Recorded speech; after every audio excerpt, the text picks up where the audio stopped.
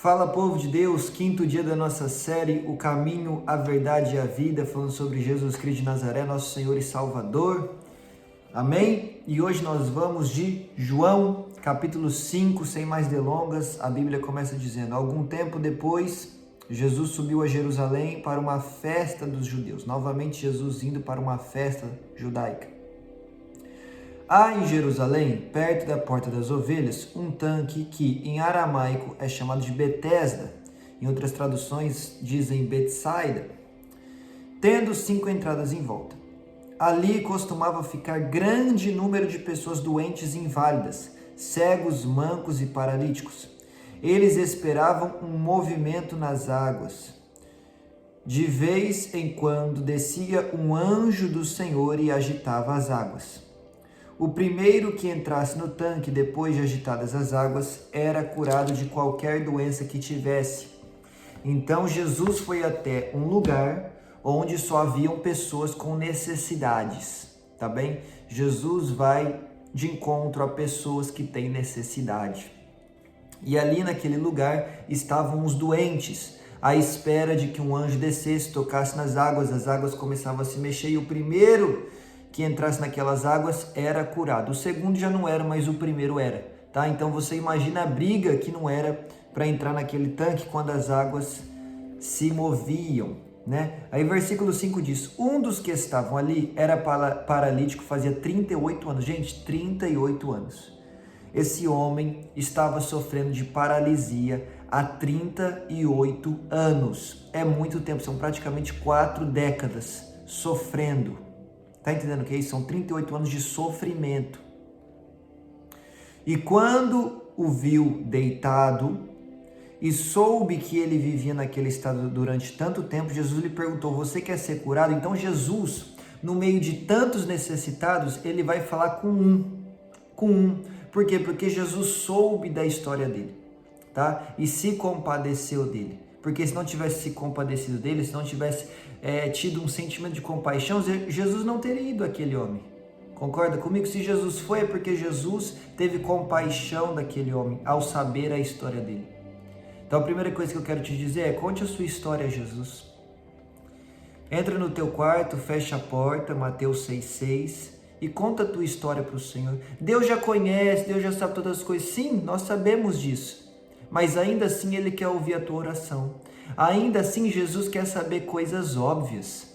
O homem é paralítico há 38 anos. O homem está no lugar onde os doentes ficam esperando para ser curado. Aí o que Jesus pergunta para ele? Você quer ser curado? É óbvio que ele quer. Ou pelo menos deveria ser. Nós vamos ver a sequência do texto. Mas a questão é, Jesus às vezes quer saber coisas óbvias. Jesus quer ouvir a tua história, por mais que Ele saiba de tudo. Jesus quer saber se você quer ser curado, por mais que você é doente e está no hospital, à espera de um remédio. Jesus está chegando do teu lado e falando: você quer ser curado?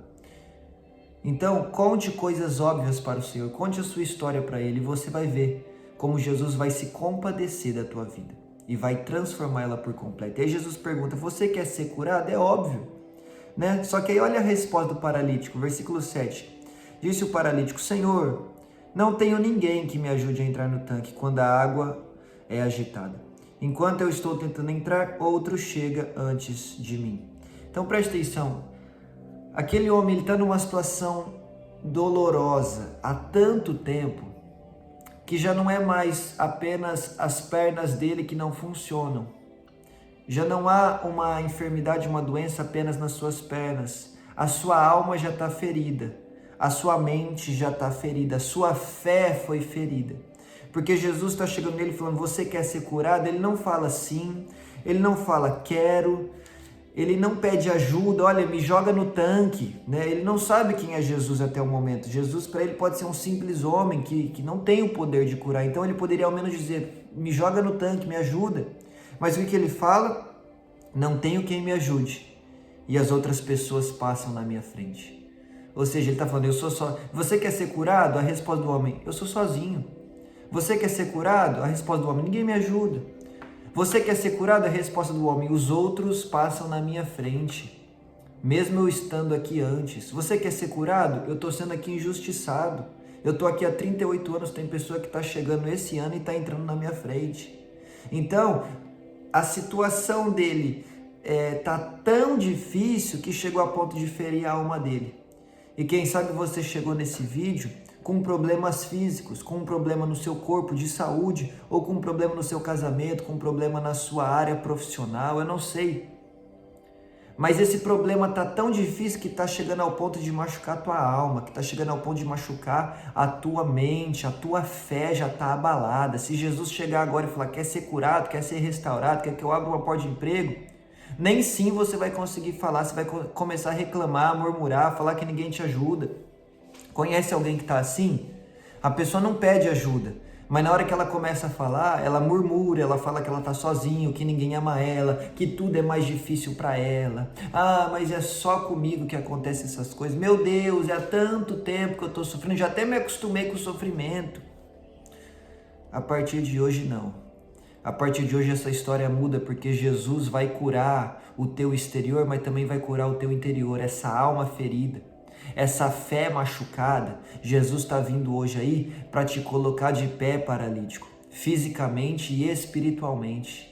Porque aquele homem era paralítico das pernas, mas também era um paralítico espiritual, a ponto que Jesus perguntou se ele queria ser curado e a resposta dele foi reclamar e murmurar. Tá entendendo? Jesus está indo ao seu encontro te restaurar fisicamente, te restaurar espiritualmente, te restaurar a nível familiar, te colocar de pé nas finanças, te colocar de pé na sua área sentimental, para que você volte a crer no amor, para que você volte a confiar nas pessoas que são dignas de confiança, para que você volte a acreditar na família. Jesus está vindo e colocando o teu ministério de pé, para que você volte a acreditar na igreja, para que você volte a caminhar no chamado que Deus tem para você. Jesus está vindo aí para te restaurar. Pode estar numa situação difícil há um dia, 2 dias, há 1 ano, há 10 anos, há 38 anos. Jesus está falando, eu posso fazer o que 38 anos não fizeram, eu posso fazer em 1 segundo. Mas a primeira coisa a se fazer é contar a tua história para Jesus. É deixar Jesus saber da tua história e deixar que ele mude a tua vida por completo. E aí, versículo 9, então Jesus lhe disse, levante-se, pegue a sua cama ou a sua maca e ande. E imediatamente o homem ficou curado, pegou a maca e começou a andar. Imediatamente. O que 38 anos não fizeram, o que milhares de pessoas que passaram naquele tanque não fizeram. Imediatamente, Jesus fez. O que você não pode mais fazer, o que pessoas da sua parentela não podem mais fazer, o que autoridades não podem mais fazer, o que a medicina não pode mais fazer, o que os seus contatos não podem mais fazer, o que o dinheiro não pode mais fazer, o que o seu bom nome não pode mais fazer, o que a história da tua família já não pode mais fazer, o que o pastor não pode fazer, o que ninguém pode fazer, Jesus pode fazer imediatamente na sua vida. Então simplesmente conte a sua história a Ele. Ele se compadecerá de ti e irá ao teu encontro dizendo, levanta-te e anda. Levanta-te e anda. Você que está doente, eu quero liberar uma palavra de vida sobre você. Levanta e anda. Seja curado em nome de Jesus. Você que não acredita mais na família e no teu casamento, Jesus está falando, levanta e anda, porque há restauração para dentro da tua casa. Você que foi ferido no ministério, levanta e anda. O teu compromisso é com Deus, não é com os homens. Você que caiu no pecado, se arrependa, levanta e anda, porque Deus está te concedendo graça e misericórdia nesse dia. Lembra de onde caíste, arrependa-te, volta às primeiras obras. É tempo de se reerguer, é tempo de se levantar.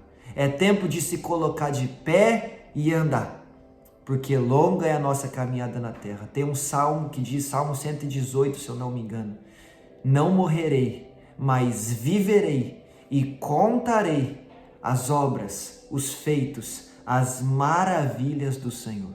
Esse mal que te alcançou, ainda que por 4 décadas, não é para a tua morte, mas é para que você viva e conte aquilo que Deus fez na tua história. Amém? Versículo 9 ali, pulando para o 10, e isso aconteceu num sábado, e por esta razão os judeus disseram ao homem que havia sido curado: hoje é sábado, não lhe é permitido carregar a maca. Olha o que a religiosidade faz, gente. O homem foi curado, estava 38 anos doente, e o pessoal está preocupado se ele está carregando a cama dele. Quem curou ele foi Jesus, o próprio Deus. O pessoal está falando, não, na palavra de Deus está falando que você não pode carregar a tua cama hoje. Mas ele respondeu: o homem que me curou disse, pegue a sua cama e ande. Quem é o homem que curou ele? Deus, o próprio Deus, o Filho de Deus. Então tem gente com a Bíblia na mão falando, não faça isso, só que quem te mandou fazer foi o próprio Deus. Obedeça aquilo que o próprio Deus te mandar. E é óbvio que a interpretação desses homens estava incorreta, porque Deus jamais te mandará fazer algo contrário à sua palavra. Tá entendendo? Então ande segundo a palavra, ande segundo a voz do Espírito Santo. Amém? Mas tenha essa certeza. Deus jamais te mandará fazer algo contrário à palavra. Ou seja, a interpretação da palavra para esses homens estava errada, porque Jesus é a própria palavra encarnada, como nós já vimos em João 1. Então, como ele pode negar a palavra? Como ele pode negar a si mesmo? Não nega, tá bem? Então, Deus nunca mandará você fazer algo contrário à palavra. Se é contrário à palavra, não é Deus. Amém? Versículo 12. Então lhe perguntaram, quem é esse homem que lhe mandou pegar a maca e andar? Versículo 13. O homem que fora curado não tinha ideia de quem ele era, pois Jesus havia desaparecido no meio da multidão. Jesus curou e foi embora. O homem nem sabia. Só que Jesus não vai deixar por isso. Versículo 14. Mais tarde Jesus o encontrou no templo. Então olha que lindo. O homem foi curado. Para onde que ele foi? Foi para o templo. O que se faz no templo? Adora a Deus. O homem foi curado e foi para onde? Foi para a igreja adorar o Senhor. E você? Quando você recebe bênção, quando você recebe milagre, o que você faz? Sai para comemorar? Vai num restaurante chique com a sua família? Vai comer algo na esquina aí que vocês gostam? Vai num shopping passear? Vai num parque de diversões? Vai dormir? Vai ver um cineminha? Ou você vai para a igreja adorar? Ou você vai para a casa do Pai agradecer? Para onde você tem ido depois de receber os seus milagres?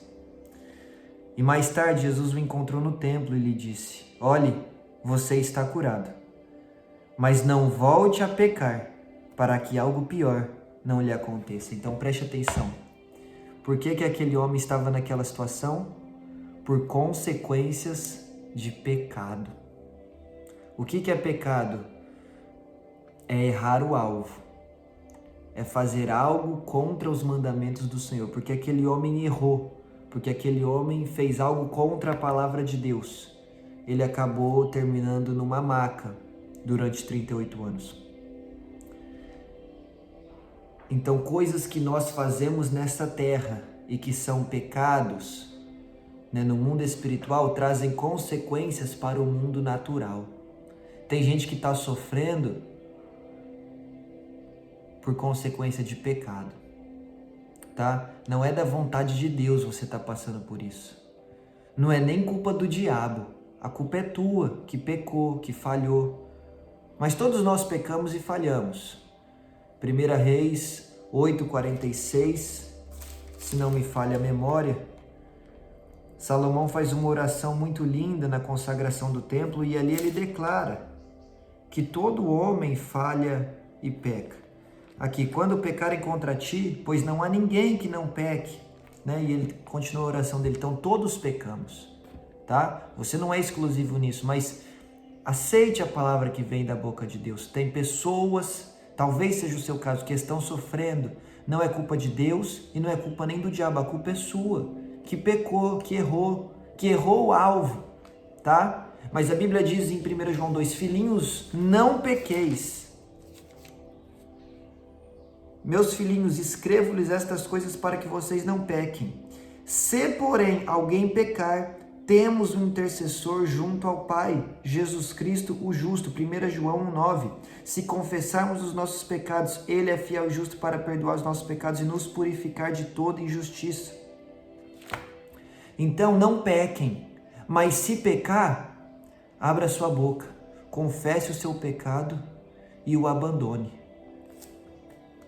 Vamos de Provérbios 28, versículo 13. Quem esconde os seus pecados não prospera, mas quem os confessa e os abandona encontra misericórdia. Está na hora de você ser encontrado pela misericórdia de Deus, mas para isso você vai precisar confessar os seus pecados e abandoná-los. Amém? Esses dias eu tive uma experiência muito linda com Deus. Deus está mandando eu compartilhar ela aqui agora. Quem me conhece sabe que é muito difícil eu chorar. Muito difícil eu chorar. E na presença de Deus também é muito difícil eu chorar. E eu tenho um desejo muito grande de conseguir chorar, de me entregar mesmo na presença de Deus. Eu acho lindo, sabe? Quem consegue se entregar, chora e se lança na presença de Deus. A Giovana, minha esposa, ela chora com uma facilidade na presença de Deus. Eu acho isso muito lindo. E fazia muito tempo que eu não chorava por nada na minha vida e na presença de Deus também. Mas essa semana eu chorei na presença de Deus e foi um momento muito especial para mim. E sabe qual era a oração que eu estava fazendo? Meus irmãos, eu fiquei quase 1 hora confessando pecados. Coisas que Deus estava trazendo à minha memória, estava trazendo ao meu coração e eu estava confessando. Então, algo pessoal, isso é algo particular, tá bem? Um testemunho, não faço muito isso aqui, mas é um testemunho particular. Essa semana eu tive uma experiência linda com Deus. Chorei na presença de Deus, senti a presença de Deus de uma forma que eu não senti há muito tempo. Não estou falando de intensidade, mas estou falando que Deus, Ele tem uma multiforme graça, Ele se move de formas diferentes. E essa forma eu não senti há muito tempo. E foi um momento que eu estava confessando pecados e chorando na presença de Deus. Então, fecha o teu quarto, conta a tua história para Jesus e confessa os teus pecados. Amém? Ah, Vitor, todo mundo que está sofrendo é culpa de pecado? Não. João capítulo 9, nós vamos chegar lá, mas já vamos deixar aqui bem explícito isso. João capítulo 9, ao passar Jesus viu um cego de nascença, olha aí, outro homem com doença. E seus discípulos perguntaram, mestre, quem pecou, este homem ou seus pais, para que ele nascesse cego? Já estão logo falando, todo mundo tem doença, todo mundo está sofrendo, está em pecado.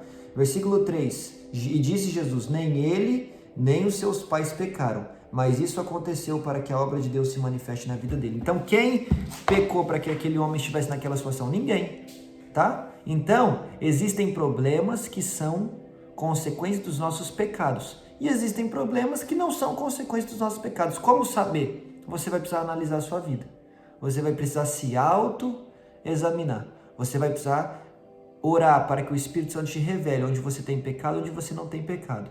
Se você está vivendo tal situação por culpa de pecado ou se não. Amém? Se não for, fique firme. Continue crendo em Deus, Ele vai mudar a tua história como fez com Jó. Jó não estava em pecado, passou pela prova, depois Deus restaurou tudo em dobro. Tá? Se for pecado, se arrependa. Tá? Se arrependa e o Senhor te perdoará e te curará. Tá bem? Esse homem estava precisando de uma cura, mas mais do que isso, ele estava precisando ser perdoado, porque ele estava naquela situação por conta de pecado. Então Jesus curou ele, mas mais do que isso, Jesus perdoou ele. E mais importante do que sermos curados fisicamente no nosso corpo, é sermos perdoados espiritualmente, para que possamos herdar o céu. Amém? Então receba cura e receba perdão da parte de Deus, tá? E aí depois os discípulos, os judeus, os fariseus, vão começar a perseguir Jesus, vão dizer que Jesus estava se igualando a Deus no versículo 18, No versículo 24, Jesus vai falar que quem ouve e crê nas palavras dele, naquele que o enviou tem a vida eterna e não está condenado, passou da morte para a vida. No versículo 23, Jesus fala que aquele que não honra o Filho também não honra o Pai. Então, hoje existem pessoas que adoram o Pai, o verdadeiro Deus, o Criador dos céus e da terra, porém não creem no Filho. Logo, esses verdadeiramente não adoram o Pai. Olha aqui loucura. Se você não reconhece que Jesus Cristo é o Filho de Deus, Salvador e Senhor da sua vida, você não está honrando a Deus, né? Então precisamos crer nisso, certo? Versículo 29, os que fizerem o bem ressuscitarão para a vida, os que fizerem o mal ressuscitarão para serem condenados, né? É o que nós já falamos bastante aqui no canal também, céu e inferno. Jesus torna a repetir isso.